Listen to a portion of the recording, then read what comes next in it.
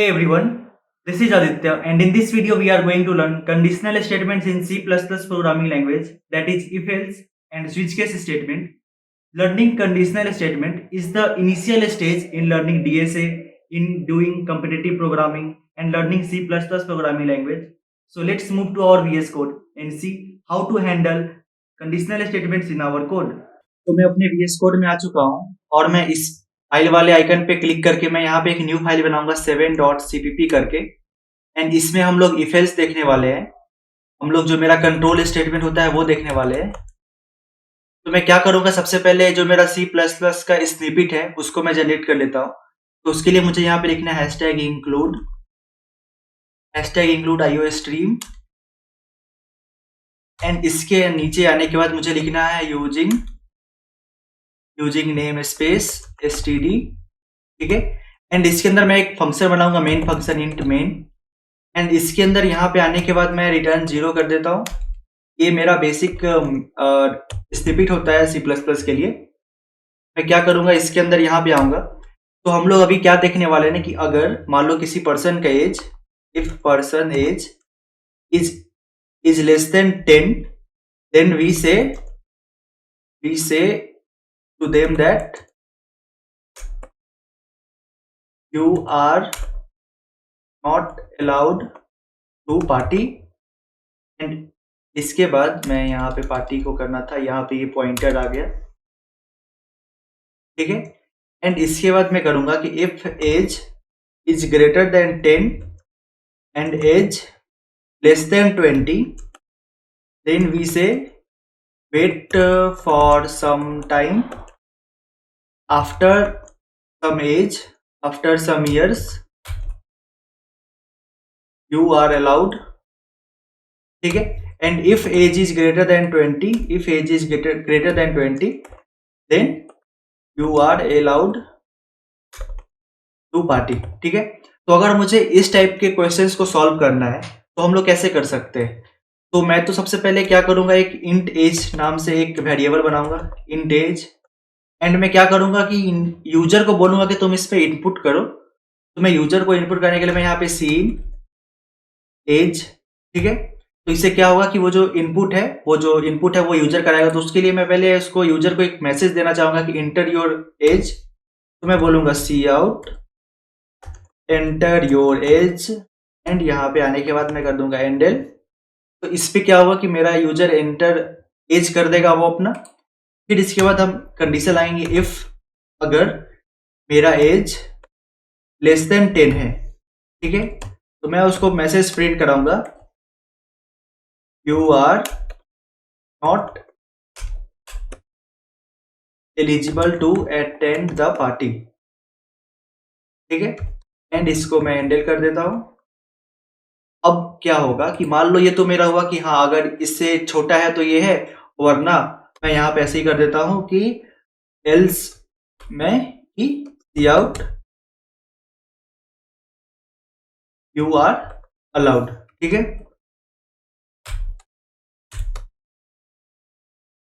मैं इसको कंट्रोलर से सेव करूंगा और यहाँ पे क्लिक करके रन कोड कराऊंगा। तो अब यहाँ पे देखो,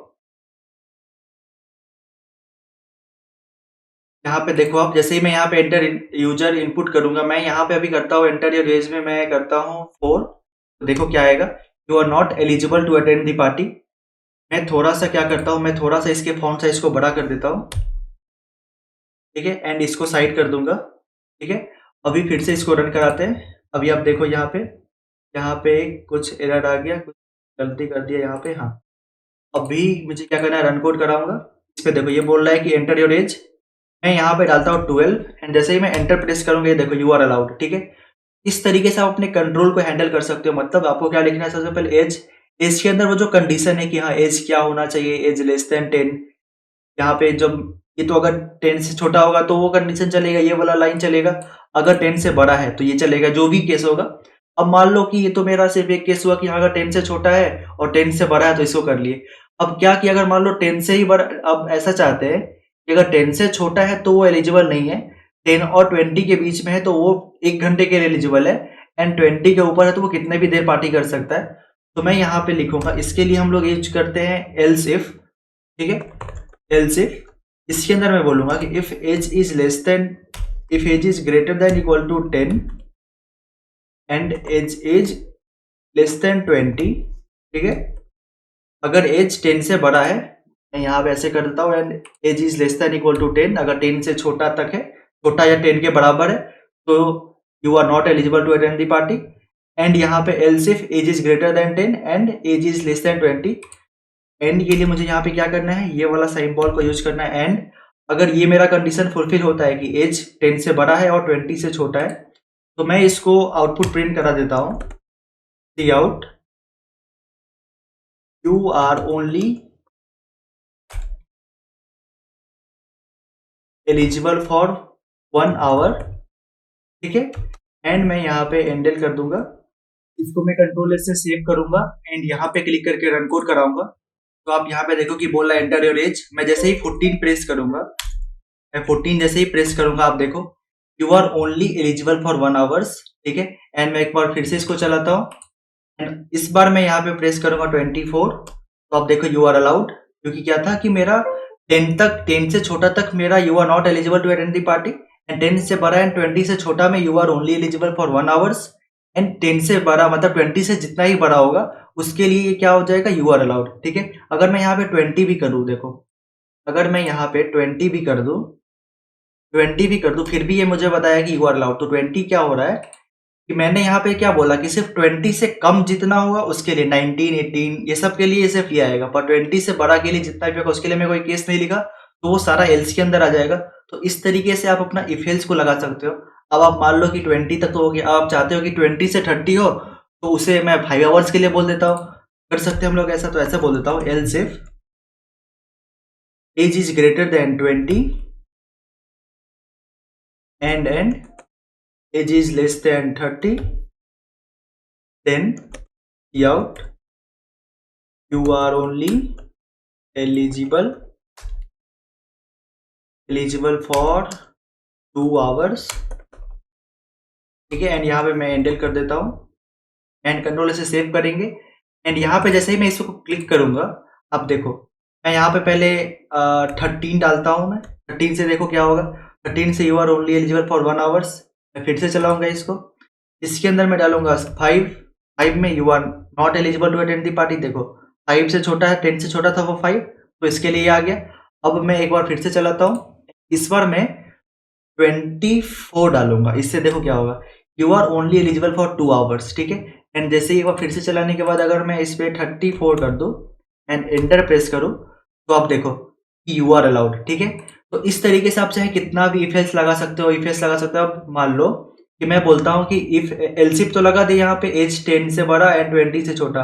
अब मैं इसमें ये करना चाहता हूँ कि एज जो है वो 10 अगर 15 से बड़ा है तो वो 1 नहीं, वो 1.5 आवर्स हो जाए। तो उसके लिए हम लोग क्या करेंगे, उसके लिए इसके अंदर आएंगे एंड इसके अंदर मैं बोलूंगा कि इफ, आप इसको नेस्टिंग भी कर सकते हो, कैसे, एलसिफ इसके अंदर भी अगर आपको कोई क्राइटेरिया लगाना है, कोई कंडीशन लगाना है, तो मैं यहाँ पे डालूंगा if age is greater than 15, ठीक है। तो क्या हो जाए कि फिर C out you can enjoy for 1.5 hours, ठीक है।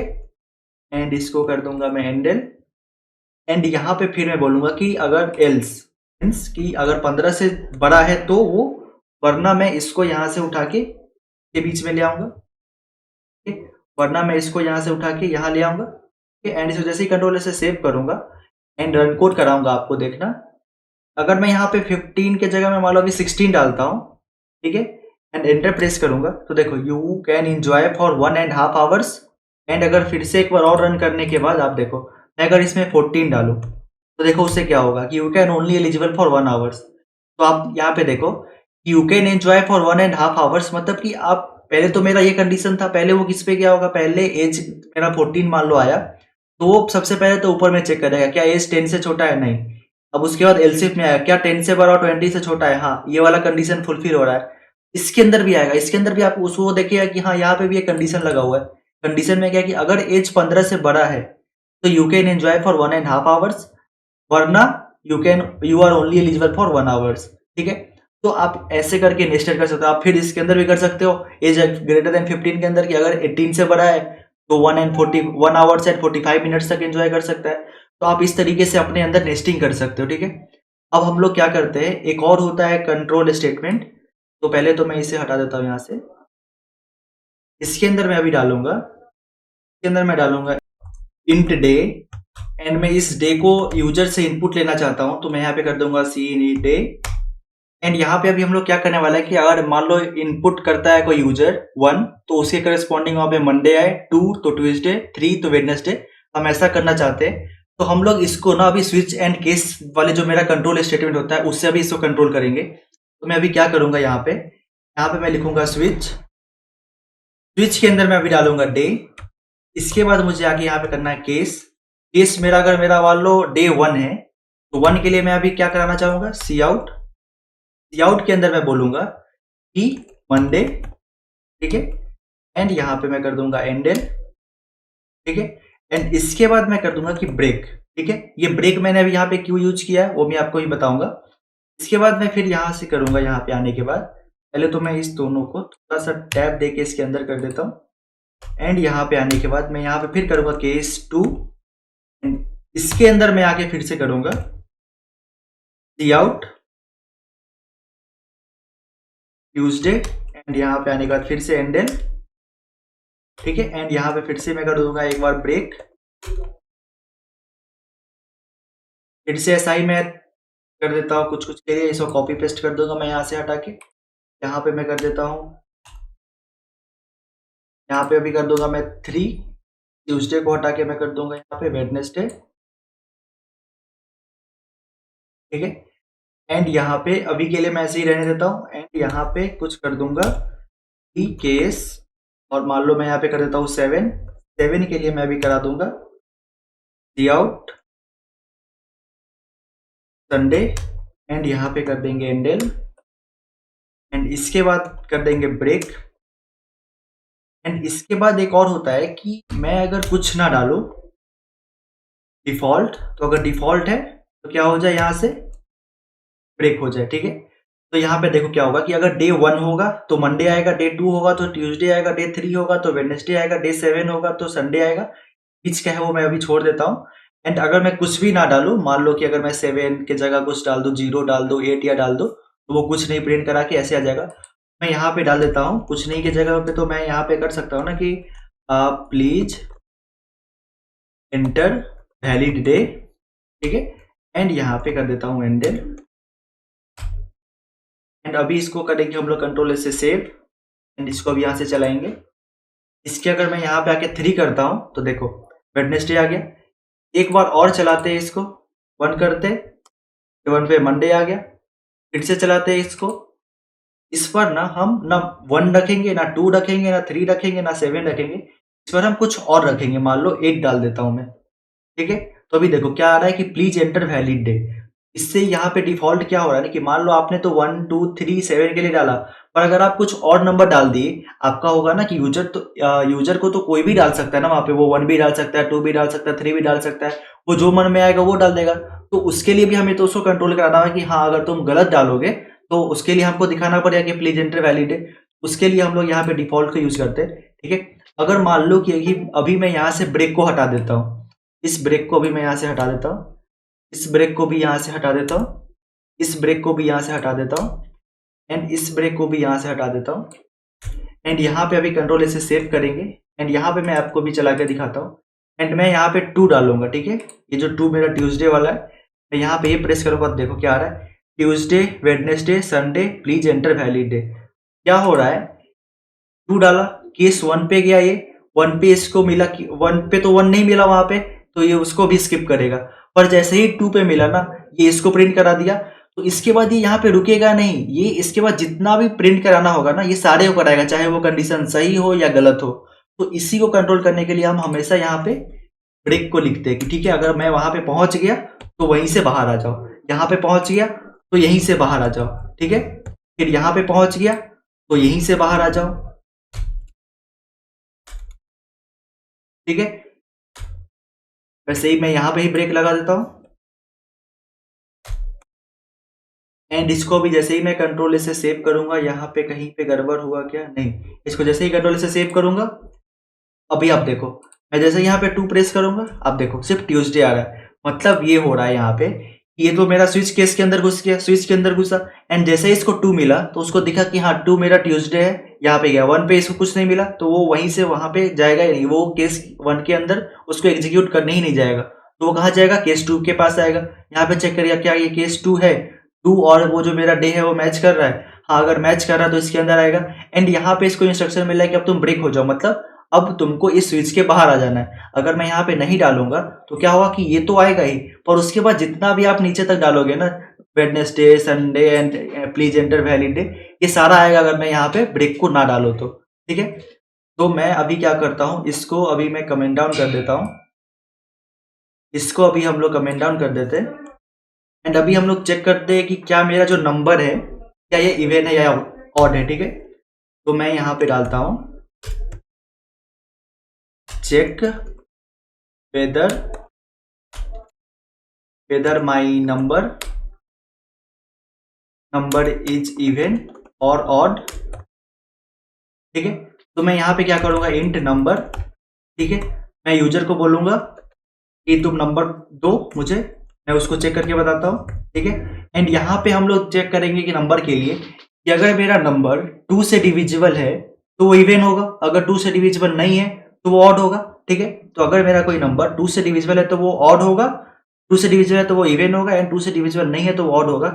मैं क्या करूंगा, इफ माई नंबर, अगर मैं नंबर को 2 से डिवाइड करूँ एंड उसका रिमाइंडर 0 है, इससे क्या होता है, रिमाइंडर आता है। अगर मैं किसी नंबर को 2 से डिवाइड करूँ एंड उसका रिमाइंडर 0 है तो मैं क्या बताऊंगा, out yes the number is even, and यहाँ पे मैं हैंडल कर देता हूं। वरना अगर ऐसा नहीं है तो मैं क्या करूंगा, else out the number is odd. ठीक है, एंड यहाँ पे मैं कर दूंगा हैंडल, एंड जैसे ही मैं इसको कंट्रोलर से सेव करूंगा और यहाँ पे ओपन नहीं रन कोड करूंगा, एंड यहाँ पे जैसे ही मैं कोई नंबर डालता हूँ 5 तो देखो क्या आएगा, द नंबर इज ऑड। मैं फिर से रन कराता हूँ, यहाँ पे डालता हूँ 6 तो देखो इस बार क्या आएगा, yes the number is even.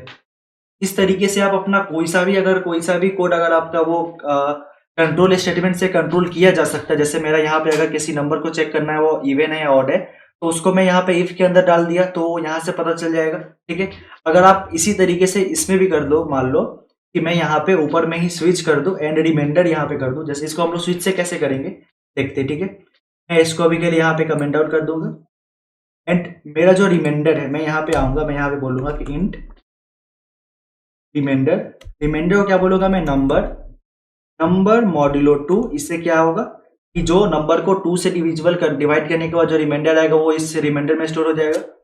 And इसके बाद मैं लगाऊंगा यहाँ पे स्विच के अंदर मैं बोलूंगा रिमाइंडर। ठीक है, इसके अंदर मैं बोलूंगा कि अगर मेरा केस 0 है मतलब रिमाइंडर 0 है तो क्या हो, C out the number is even. ठीक है, एंड अगर वही मेरा केस क्या हो जाए, केस अगर मेरा 1 हो मतलब उसको जब मैं 2 से डिवाइड करूं तो अगर उसका रिमाइंडर 1 है तो उस वक्त मैं क्या करना चाहता हूं, C out the number is odd. अभी अब बताओ मैंने यहाँ पे क्या छोड़ दिया, मैंने यहाँ पे एक ब्रेक स्टेटमेंट छोड़ दिया। आप देख लिया ना आप लोगों ने कि ब्रेक वहां पे लगाने का कितना फायदा है। अगर ब्रेक नहीं लगाऊंगा तो क्या होगा कि जो अगर मान लो ये केस यहाँ पे ही चल जाता है, अगर ये 0 हो जाता है तो ये इसको भी चलाएगा एंड इसको भी चलाएगा अगर मैं ब्रेक यहाँ पे ना डालूँ तो। इसलिए मुझे ब्रेक डालना तो बहुत ही जरूरी है। जो भी मैं अगर स्विच केस लगाओ तो हमें ये करना जरूरी है। ठीक है, एंड मैं यहाँ पे अभी ब्रेक कर देता हूँ। यहाँ पे अभी मैं डिफॉल्ट इसलिए नहीं लिख रहा हूँ ना क्योंकि अगर मैं 2 से किसी नंबर को डिवाइड करूँ तो या तो वो 0 आएगा या 1 आएगा, इसलिए मैं अभी वहां पे डिफॉल्ट नहीं लिख रहा हूँ। एंड इसको मैं जैसे ही कंट्रोल से सेव करूंगा एंड यहाँ पे आके रन कोड करूंगा, आप देखो मैं यहाँ पे अगर 5 डालू तो देखो द नंबर इज ऑड, मैं यहाँ पे आके 6 डालू द नंबर इज इवन। इस तरीके से आप अपने किसी भी कंट्रोल स्टेटमेंट को कंट्रोल कर सकते हो। जैसे यहाँ पे मैंने स्विच से कर दिया, यहाँ पे हमने करा स्विच स्टेटमेंट से कर दिया, स्विच स्टेटमेंट से कर दिया। एंड यहाँ पे हमने किससे करा था,